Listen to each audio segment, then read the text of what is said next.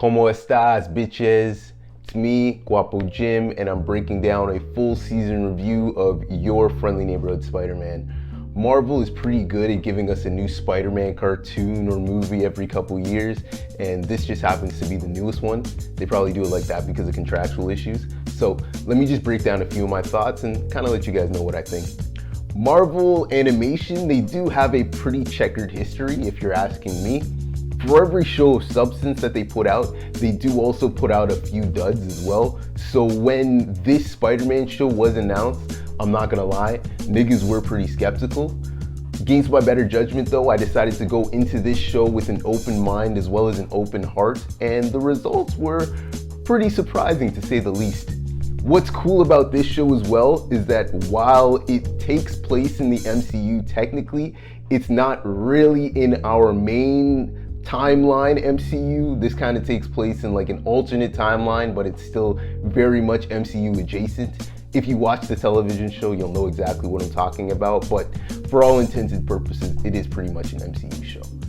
So, for those of you who haven't watched, basically this show, it follows your typical Spider-Man story beats.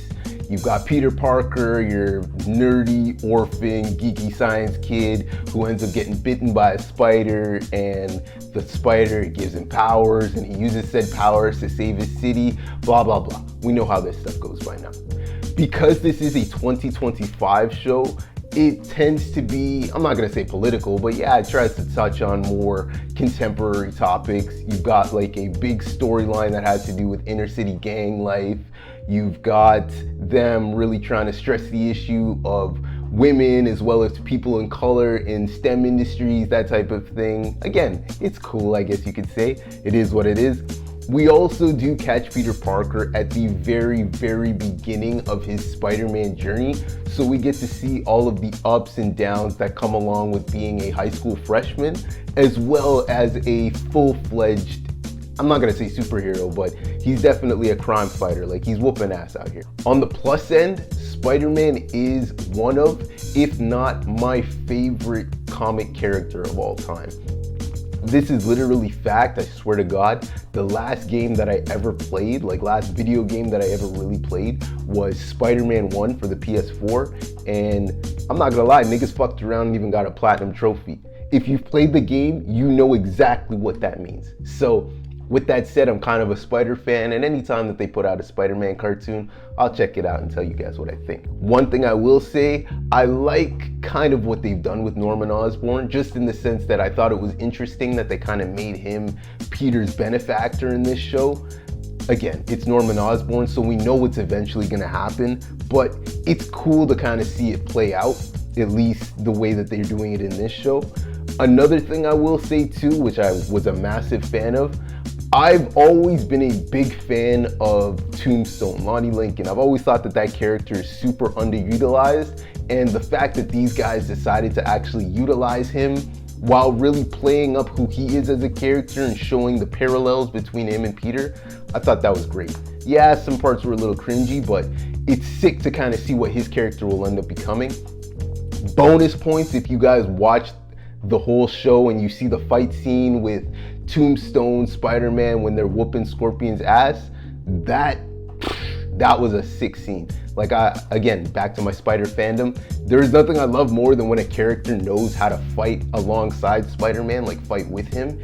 And anytime you see those two choreographed scenes or like scenes like that shit, it excites me, it gets me hype, and these guys did it and they killed it as well. I'm not gonna lie. I wasn't the biggest fan of the animation. Like, I thought it was it gets a bit annoying at first, but it does also grow on you. Shout out the theme song as well. I'll say more notes about that towards the end, but it's that same kind of theory. At first I was like, what the hell is this? But by episode 10, you're singing along to it like you wrote it yourself, I swear to God. So with the pleasantries out of the way, now I can get to the nitty gritty of this review, you know what I mean? This gripe right here isn't necessarily something I just put on this show, but a lot of shows of this ilk, which is the really, really, really unnecessary race and gender swaps. I mean, like, I swear to God, like, there is nothing that I hate more than when you guys take a white character and put a different race on them for absolutely no reason than just to do it. if you as a writing staff are looking at something and the coolest thing that you could say is that you gave diversity to this character, you really need to rethink what you're doing there. Again, kind of alluding to Norman and Harry, we'll get to him later, but especially with Norman's sake, and this is gonna sound kind of funny, I kind of hated the fact that they made him a black guy just because he had the sickest waves in all of comic books. And I just always thought it was so cool and yet kind of random that this one white guy had the sickest waves in all of comic book history. So to make him black, it's like, now he's just another nigga with waves. Like, I get it, he's rich, but it's like, he's just another nigga with waves. This is gonna sound like a bit more of a pet peeve too, and I don't care, like this is my video, shit. But I also don't understand why Dr. Connors in this show isn't wearing like some type of robotic prosthesis. Like, she literally works in a leading robotics factory company in the world. We've seen that Iron Man and Doc Ock and Scorpion, all of these people with robotic prostheses, we see that they exist in this world. So for her to be walking around with just her one-armed self, I don't know, to me it didn't make much sense. I get it, you want to really play up the whole one-arm thing so that when she does become the Lizard, you feel a bit more sympathy for her, but you still could have had her working with some type of robotic arm while still yearning to have her natural arm.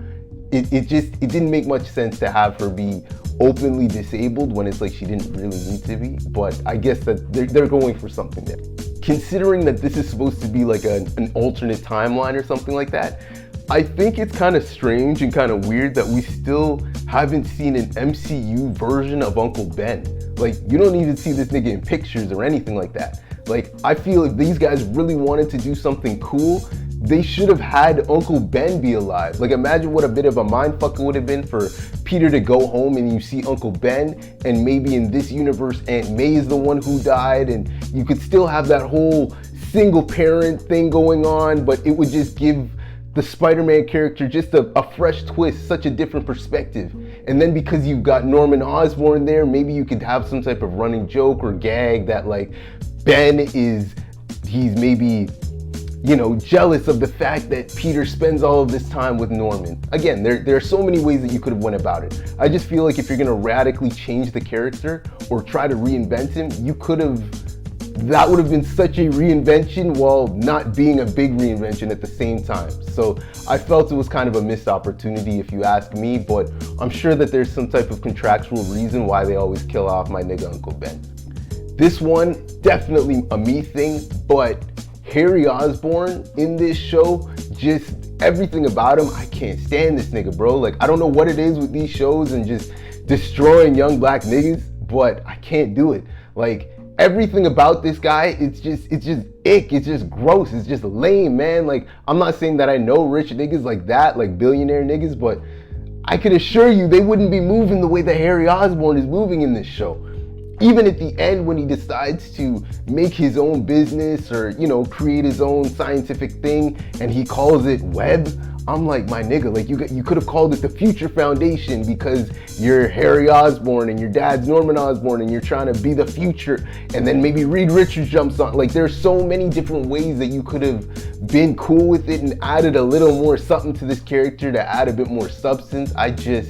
I can't, man. Like, fuck. Like, I'd watch this guy and I would just get annoyed. I can't. And it's like, you guys just keep doing that with these characters. It's like, I would have rather you left him white. I mean that. I would have rather you left Harry and his dad white. But that's a story for another video. It's funny to say this now just because I'm really thinking about things as an adult. But this show, it really pointed out just how impossible it would be to be a high schooler or just any regular functioning member of society and have some type of double life and be a superhero.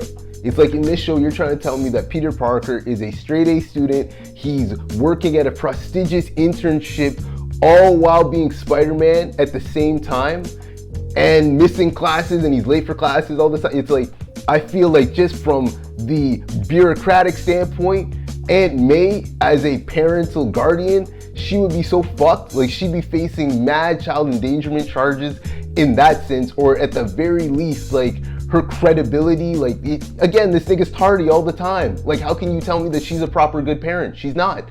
You know, she's not a good parent. She's not. I don't care. And then on top of that too, I feel like you could only really be a superhero if you were somebody who was fully self-reliant. As in, you're somebody who is like a digital nomad, or you're doing some type of e-commerce billionaire, you know, like some type of genius like that. If you've got a life where you have to be places and actually do things, there is no feasible way that you could do that while being a superhero whooping ass at night. Like you couldn't. And this show, it really just proved that. Like both of your lives are gonna get cooked. And I get it, that's that typical Spider-Man luck, that typical Parker luck, but it's so impossible, not even improbable, it is just so impossible to have any type of double life. And I feel like such a plebeian for not realizing it before. The whole Peter and Nico friendship thing, like that platonic shit, cut that shit out. Cut it out. I hate that. There's nothing that I hate worse than like when they try to do that platonic friendship thing in TV shows, that will they, won't they, but one of them obviously has feelings. It's like Nico, she doesn't love Peter, but you can tell that she really appreciates this guy. But at the same time, they've kind of made her a bit queer-coded, because there's sometimes where she's kind of flirting with Pearl. I'm just kind of like, man, like, bro, like just cut that shit. Like, they shouldn't have put her in there. I think it's cool that Nico's in there, just because if you know her character, some magical shit's gonna pop off. But having her be that friend, that best friend character, nah, dog. Like that's a nah for me, bro. I also just think it's kind of funny that, like, what is Peter Parker doing that he's got all these Asian things around him just feeling him, and he's just, not that he's oblivious to it, but it's like he's not seeing what's in front of him.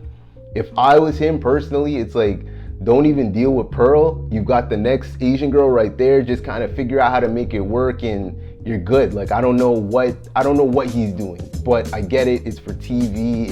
It's that bullshit, that teenage life shit, you know? But come on, man. Like, they should have just left Ned as his friend, made Ned the white guy like he's supposed to be. Ned leaves, and then you could have made him eventually into the Hobgoblin. Like, you should have done something like that, or just picked somebody else. Like, imagine if they said that, like, Speedball was his friend, or, you know, some other hero later on down the line. It's like, oh shit, that was his friend. To make it that it was Nico, like, not to say that I hate it, but I'm just kind of like, man, like, come on, dog. Like, we didn't need that. Again, a unique thing about Spider-Man is his suit. And one thing that I really appreciate about this show, which I didn't at first, but after really watching the season I did, was kind of how they took us through his suit progression, and how each suit really said a lot about him as a character. Even just the idea, and again, this is more of the show as a whole, but whoever writes this show, they are real Spider-Man fans, in the sense to say, like, these are people, there's so many little Easter eggs that you've seen from all different types of Spider-Man media. There are literally scenes done verbatim from the different movies, or I've heard things that I've read in the comic books before, even how they did the suits and how it was like the identity crisis. If you guys really noticed, they went through the Prodigy, the Hornet, they had the Dusk suit, and then one of his security guards, Norman Osborn security guards, was Johnny Gallo, who was Ricochet. So it's like they did that. I thought that was beautiful. I thought that was really well done. There were a lot of little things as well. There was the Doc Ock moment when he was talking about tritium having the power of the sun. Just so many little Easter eggs to the whole Spider-Man franchise that I really, really, really did appreciate. And I can see that somebody put a lot of thought into it, and I will give them their respect wholeheartedly. Hey, what's Guan and Slime?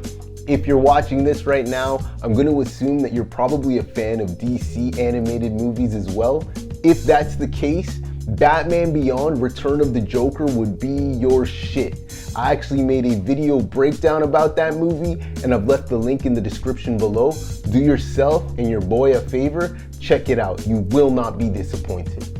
I do also want to add, yo man, this is a small channel at the end of the day. Mandem is trying to get them 1,000 subscribers, you know what I'm saying? So if you do like GUAPO Gym Ministries and you want to support us, help us out, I'm going to need you to like this video, comment, subscribe, share, all that YouTube algorithm shit, you know? It means the world, and again, everything, all support is super appreciated. I can't stress that enough. Let's get back to this video, all right? From a production standpoint, this show had actually been in the works for maybe about 3 or 4 years. Again, Spider-Man is like he's probably the most popular Marvel character, and it goes without saying that Marvel would have wanted to make some type of MCU Spider-Man cartoon. With that said, upon like development, apparently the writing team, they didn't want to be stuck and beholden to the MCU universe, that type of thing, the whole overarching narrative. So they tweaked things just a little bit by putting this show in its own MCU adjacent universe. They also changed Peter Parker's origin just a slight tad bit by having this not be a radioactive spider, but it's almost, there's like this weird magical predestination paradox thing going on, which I thought was a pretty cool, very interesting way to give Peter Parker the spider powers. Again, if you watch the show, you will see what I'm talking about. Thus far, so while the whole season's dropped, it's received near effusive praise from just about everybody. And season 2 and season 3 have already been greenlit. If you do want to jump on this and, you know, see some of that spider fun for yourself, you can find this show streaming on Disney Plus. So why don't you swing over there and you can check it out for yourself. All in all, I really enjoyed this show. I didn't go into it thinking that I would, just considering it's a more woke, you know, Disney show, but it proved me wrong. I enjoyed all of it. I knew that I liked it because I waited every week for the new episode to come out. I felt myself anticipating it. Kind of going back to what I was saying about the theme song and how I like that show, which again, at first I didn't really like it, but by the end you're singing every word. That is such a brilliant microcosm of what this show was supposed to be. It is, again, it was something that it obviously samples the 1960s Spider-Man cartoon song while bringing it into today's day and age and, you know, showing us all the characters, all that type of shit. That is what this TV show is on a grander level. It's taking all of the original, all of the Spider-Man mythos that we know and we love, and literally remixing it in a way that it feels more current and it feels more fresh. Another thing, and this is gonna sound really nerdy, but that I really, really do love about this show, again, going back to the Easter eggs, this show, you've got two types of writers. You've got two different types of writing teams when you're writing a show.